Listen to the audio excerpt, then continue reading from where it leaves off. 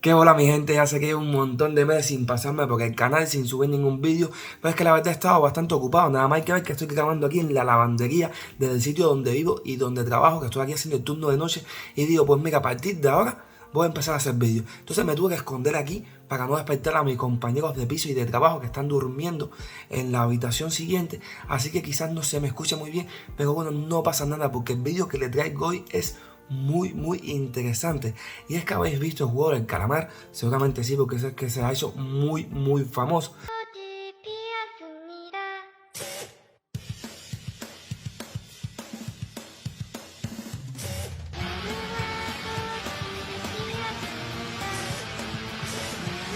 Todo el mundo estuvo meses hablando de ello, y yo no voy a hacer menos, y en verdad no voy a hablar de este tema en particular, pero sí hubo un experimento en vida real que se llevó a cabo que me recordó un poco a esto, y no se sacrificó a personas ni se les llegó a matar, pero sí pasaron por un infierno durante un periodo de un año que fue increíble. Este experimento pasó a finales de la Segunda Guerra Mundial y fue llamado el Minnesota Starvation Experiment, que como su nombre indica, fueron personas que se les restringió calóricamente la comida un montón hasta que casi se mueren de hambre. Y esto fue una locura. De hecho, a día de hoy creo que no se podría hacer, ya que a nivel ético pues no se aprobaría un experimento de este índole. Y es que las consecuencias que tuvo este experimento con las personas que participaron en él, tanto a nivel psíquico, psicológico, emocional, social, fue increíble. Personas que dejaron de tener sexo, personas que comían comida en la basura. Es decir, esto llegó a un extremo que tuvieron que pagarlo. Así que nada, quédate en este vídeo para que sepas qué fue lo que sucedió en este experimento. Este experimento fue llevado a cabo por la Universidad de Minnesota en el periodo del 19 de noviembre de 1944 al 20 de diciembre de 1945 y se centró en ver los efectos que tenía el hambre sobre personas sanas, personas saludables, que antes de empezar este experimento no presentaban ningún problema. Que esto es importante porque después, a lo largo del tiempo, vais a ver cómo estas personas pues poco a poco fueron decayendo, fueron cambiando incluso hasta su personalidad. Y os preguntaréis por qué se llevó a cabo un experimento de este índole. Porque quería recoger fielmente los efectos que tenía la hambruna sobre personas saludables en un ambiente controlado, donde pudiesen intervenir en caso de que hubiera algún problema, que ya les digo que sí que los hubo. Y el motivo más importante es que querían aprovechar estos resultados para afrontar una crisis humanitaria que se venía. Y es que recordemos que era el final de la Segunda Guerra Mundial, con las consecuencias pues que esto tiene pues para muchas personas, ya que pues la hambruna era algo que iba a pasar, que se venía a ver, y querían ver cómo podían hacer para recuperar la salud de las personas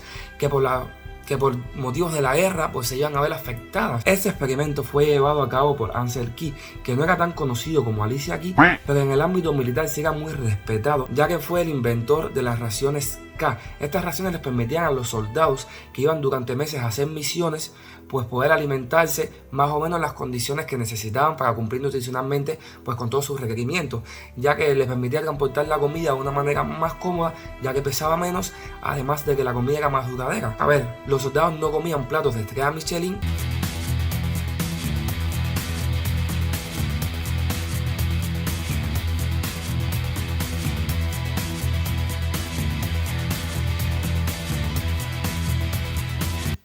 pero por lo menos pues podían mantenerse vivos y entre comillas saludables. Pues tras la aprobación del Ministerio de Defensa, este señor y su equipo se encargó de buscar a voluntarios sanos. ¿Qué voluntarios fueron a escoger? Pues durante la guerra hubo muchas personas que sí estaban dispuestos a dar la vida por su país, pero que no querían empuñar un arma, no querían lastimar a alguien más. Estas personas pues se mandaban a campos de trabajo, y ahí fue donde fueron a buscar a los participantes de este experimento diabólico.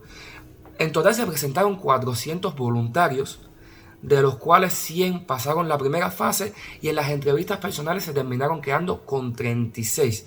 ¿Qué se buscaba en este caso? Pues se buscaba a personas fuertes mental y físicamente, que supiesen trabajar en equipo, que no se rindiesen a la primera y que estuviesen muy comprometidos por la causa, ya que no tenía sentido tener a participantes que se fuesen a rajar a la primera, ya que como les digo, fue un experimento muy duro y necesitaban pues personas que fuesen capaces de llevarlas a cabo. De hecho, 2 fueron expulsados por saltarse las restricciones calóricas y uno de ellos hasta buscaba comida en la basura. Hasta ese punto llegó este experimento. Pero este estudio, ¿de qué forma se hizo? Pues este estudio se organizó organizó en 4 fases. La primera fase contaba de 12 semanas que servía como control inicial donde a las personas se les daba una dieta más o menos adaptada a una normocalórica, es decir, que consumían la misma cantidad de calorías que necesitaban para mantener su peso estable.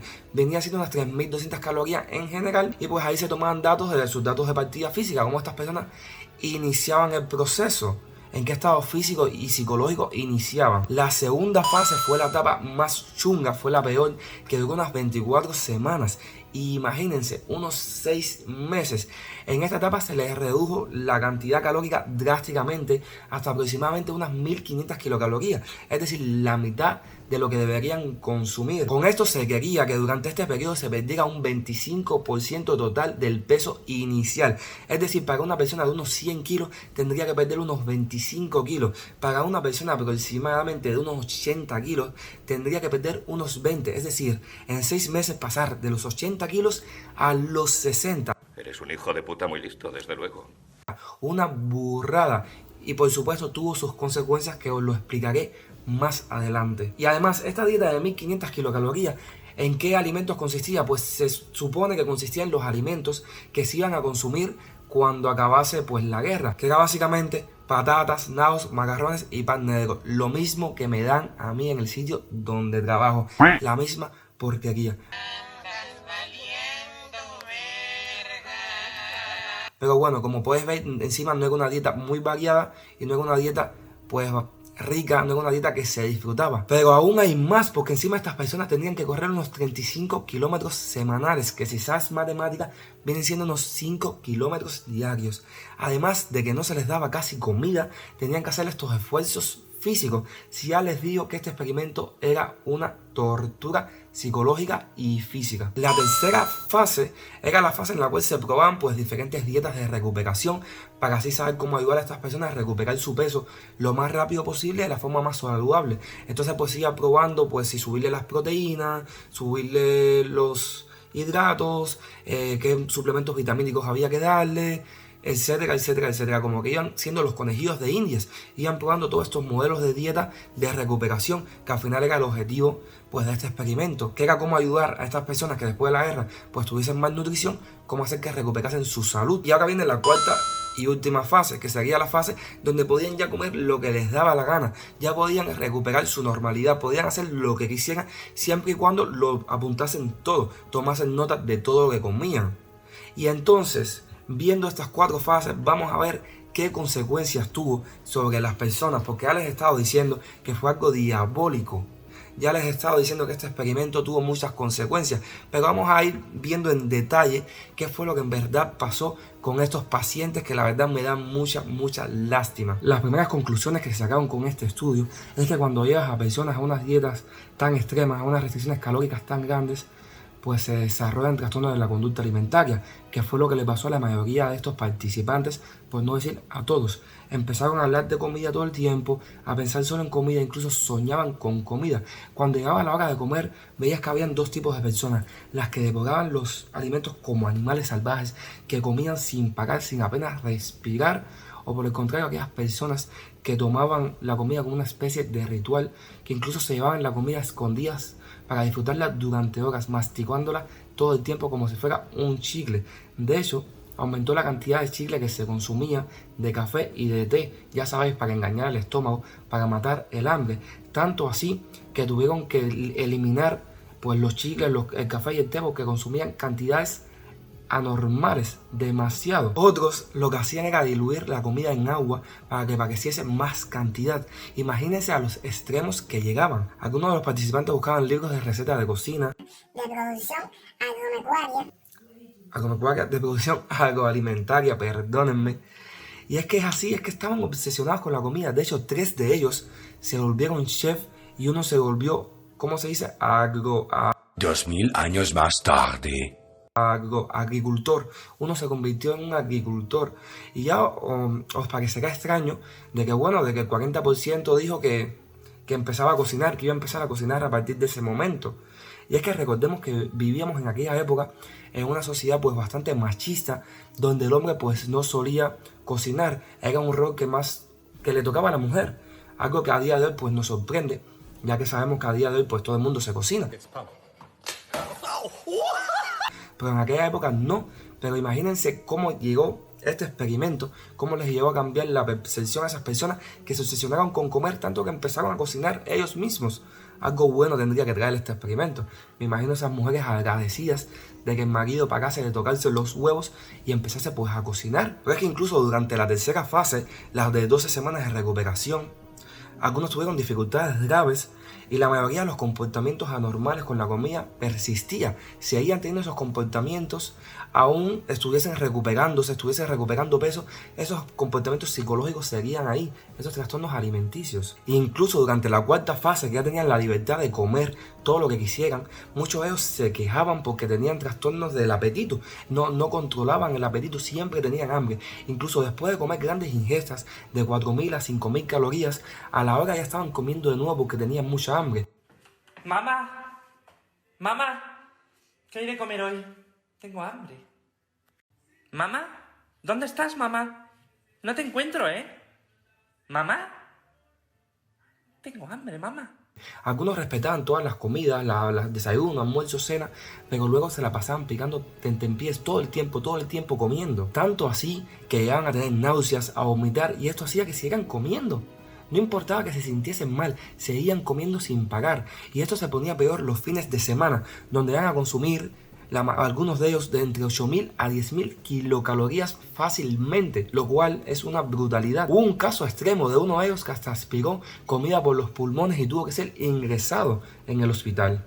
Más de 8 meses después, por suerte, muchos de ellos ya empezaron a comer de forma habitual, pero sí hubo algunos casos que comían un 25% más de lo que consumían antes de haber empezado pues este experimento. Esto fue parecido a lo que sucedió con muchos presos liberados de la Segunda Guerra Mundial, que al salir pues a ser libres, pues tenían estos trastornos alimenticios también. Pero lo más interesante viene con respecto a los cambios emocionales, ya que la mayoría experimentaron un deterioro de sus emociones con periodos altos de estrés, y un 20% dijo que esto le afectaba en su día a día. Sufrieron fuertes depresiones y algunos incluso bipolaridad, periodos altos de alegría, bajones, es decir, emocionalmente estaban hechos una mierda. Se volvieron personas irritables, personas difíciles de tratar, que estaban todo el tiempo enojadas, que a la primera saltaban. No, God! No, God, please, no! Y eso que antes de empezar el experimento, recuerden que hicieron pues unos castings donde se seleccionaban a personas que sabían trabajar en equipo, a personas calmadas, personas tranquilas. Pero es que el hambre les cambió la personalidad. Y es que imagínense ustedes cuando un día que han comido poco, que tienen hambre, en el humor en el que están. Se ponen en un estado de humor que a la primera que te dicen algo te dan ganas de saltar y comerle el cuello. Pues así estaban ellos, estaban con un humor de perros. Y esto lógicamente pues también le afectaba en el plano sociable, ya que incluso muchos de ellos dejaron de tener contacto con mujeres, dejaron de tener relaciones sexuales. E incluso después del experimento muchos decían que ya no tenían relaciones sexuales como las tenían antes. Y es que en el ámbito sexual, el apetito sexual había disminuido un montón. Pero no solo eso, sino que empezaron a descuidar su imagen personal, a dejar de ducharse, empezaron a fumar, morderse las uñas. Si eran personas que les habían estropeado la vida durante ese periodo de tiempo, se habían transformado por completo. Y incluso durante la fase de realimentación, estos efectos no cambiaron al momento, sino que fueron poco a poco mejorando. Y cabe destacar que durante la fase de realimentación, donde ya empezaron a comer la cantidad de calorías que le correspondía, estos efectos emocionales no cambiaron. Al contrario, algunos se potenciaron ya que veían que seguían teniendo hambre, incluso cuando estaban comiendo lo que les tocaba. Para que vean cómo estos efectos negativos de estas dietas extremas, de estas restricciones calóricas, pues te llevan a estos puntos tan difíciles luego de recuperar la normalidad. De hecho, uno de ellos dice una frase que me causa un poco de gracia, aunque no debería porque es un poco triste, que dice que tenía el mismo deseo sexual que una ostra enferma.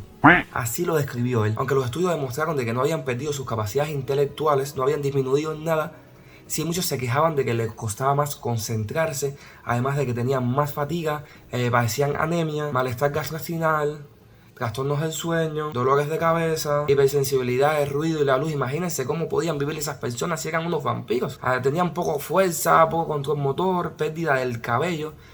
Imagínense, esas personas eran zombies vivientes después de ese experimento. Y es que esto se puede deber al déficit que debían tener de vitamina, de minerales. Por ejemplo, sabemos que un déficit de vitamina A te puede afectar la vista, incluso puedes padecer pues ceguera nocturna, es la principal causa de ceguera en niños. Un déficit, por ejemplo, de vitamina B5 puede hacer que tengas calambres, escalofríos, etcétera, y así con muchas otras vitaminas. Por ejemplo, un déficit de vitamina B3 te causa peladera, y estas personas pues deberían tener un déficit tanto de minerales, de vitaminas y de energía, de proteína, de grasas esenciales, de todo. Tenían un déficit de todo, lo cual le producía esta cantidad de enfermedades.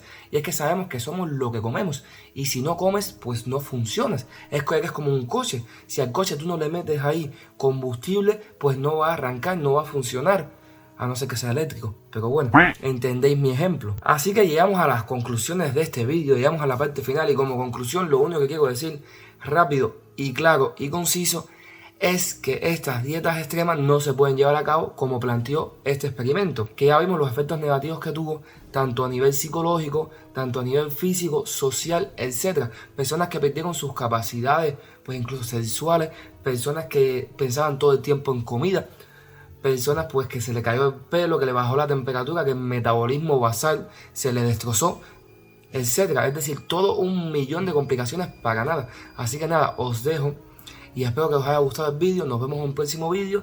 Dale like y suscríbete si te gustó, y chao.